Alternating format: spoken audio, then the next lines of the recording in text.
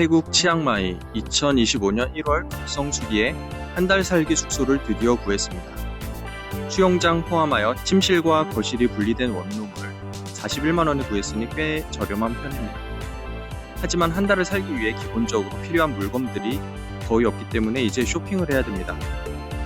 오프라인 쇼핑과 온라인 쇼핑을 병행해가며 잘 산 것과 잘못 산 것을 소개합니다. 용산 전자상가와 같이 전자제품을 주로 판다는 마트에 가서 전기포트를 샀습니다. 229바트의 제품이 가장 저렴해서 구매했는데 푹 한 달 살기 중인 현재도 잘 쓰고 있어요. 헤어드라이어 등 다른 제품들도 구매하고 싶었지만 비싸서 돌아왔습니다. 이제 코스트코와 같은 창고형 대형마트인 마크로에 갔습니다. 적당한 거리는 무조건 걸어다니는 스타일이지만 여긴 좀 멀어서 볼트를 불렀습니다. 빈 백팩을 들고 탑승했습니다. 125바트의 카드 결제가 잘 되어 다행이었죠. 큰 규모에 압도되며 천천히 쇼핑을 시작합니다. 그런데 이곳엔 149바트의 전기포트가 있더라고요. 진작 여기로 왔었어야 했습니다. 팬들이 커피를 내려 마시기 위한 머그컵 혹은 스테인리스 컵이 필요한데 좀 고민이 되는 가격들이었습니다. 수산물도 시장처럼 파는 것이 좀 인상적이었습니다. 육류도 많이 사봤는데 제가 있는 곳은 주방이 없어서 요리가 불가하여 사지 않았습니다. 에어프라이어가 539바트라 좀 고민하다가 패스했습니다. 대형마트에 온 만큼 맥주를 대량으로 사야겠죠. 그런데 맙소사, 태국은 술을 살 수 있는 시간대가 따로 있단 말이죠. 주류 구매가 가능한 5시가 되려면 1시간을 기다려야 되는 시간이었습니다. 고민 끝에 더 천천히 살펴보며 5시가 되길 기다렸습니다. 결국 이 선택은 집으로 돌아가기 힘든 러시아워를 맞이하는 결과가 되고 말았죠.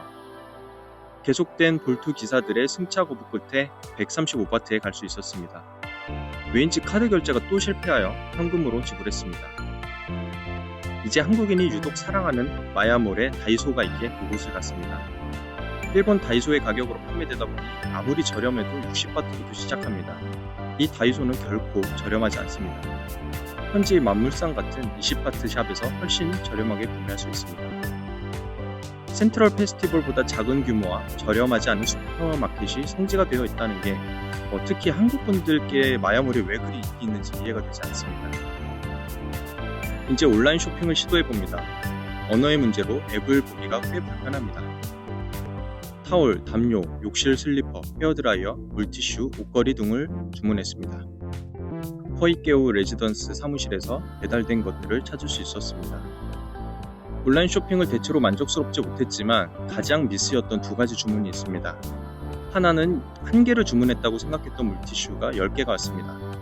한 달 살기가 아닌 6개월 살이를 해야 될 것 같은 양입니다. 이 에피소드는 인스타그램에서 꽤 반응이 좋았습니다. 실패서를 더 좋아하는 건 어쩔 수 없는 사람 심리인 것 같습니다. 그런데 수량보다 문제인 건 품질입니다. 우리가 아는 물티슈가 아닌 그냥 물과 티슈가 온 느낌으로 바꾼 곳이 물이 흥건하여 다시 휴지로 물기를 닦아줘야 했습니다. 또 하나의 큰 실패는 반대로 10개를 주문했는데 1개가 아주 늦게 온 옷걸이입니다. 분명 주문할 땐 열묶음이었는데 왜 1개가 되어 있는지 모르겠고 1월 8일에 주문한 제품이 한 달 살이가 끝나가는 21일에 도착했습니다. 그동안 판매자에게 배송 지연을 항의했지만 소용이 없었습니다. 결국 하찮은 옷걸이 하나를 비싸고 불쾌하게 구매한 경험이 되었습니다. 치앙마이에 한 달 살기를 하며 사용했던 물건을 보면 한국에서 가져온 샤워기와 필터는 15일에 한 번 교체하였습니다. 정말 더럽죠. 온라인으로 126바트에 산 헤어드라이어는 소음이 아주 심했습니다. 다이소에서 설거지 건조대로 쓰기 위한 다소 비싸게 주고 산 제품은 푸꾸옥으로 가져오기엔 다소 번거로워 치앙마이에 버리고 출국했습니다. 이 또한 다이소에서 비싸게 샀지만 속옷이나 작은 옷을 건조하기 편해서 지금도 잘 쓰고 있습니다. 분노의 옷걸이는 버렸습니다. 또 다른 다이소 제품인 소형 빗자루, 쓰레바지는 없으면 아쉬운 제품입니다. 청소와 물기 제거를 모두 할 수 있는 청소도구는 치앙마이를 떠날 때 버렸습니다. 분명 수건을 샀는데 이상한 천조가리 들여왔는데 물기 흡수는 조금은 했습니다. 고양이 5마리를 키우는 느낌에 털이 미친듯이 날리던 담요는 67바트의 저렴한 이유를 알게 해줬습니다.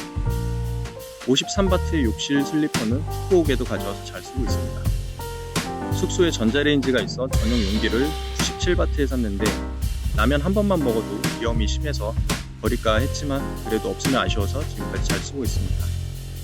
밤에 거실에서 술 먹을 때 불을 다 켜기엔 너무 밝아서 보면 조명도 없으면 아쉽더라고요. 이렇게 치앙마이에서 한 달 살기 위해 구매했던 제품들을 소개해드렸습니다. 다음엔 한국에서 뭘 가져와야 할지 감이 좀 잡혔습니다. 다음 편엔 치앙마이에서 가장 만족했던 식당을 소개할까 하는데요.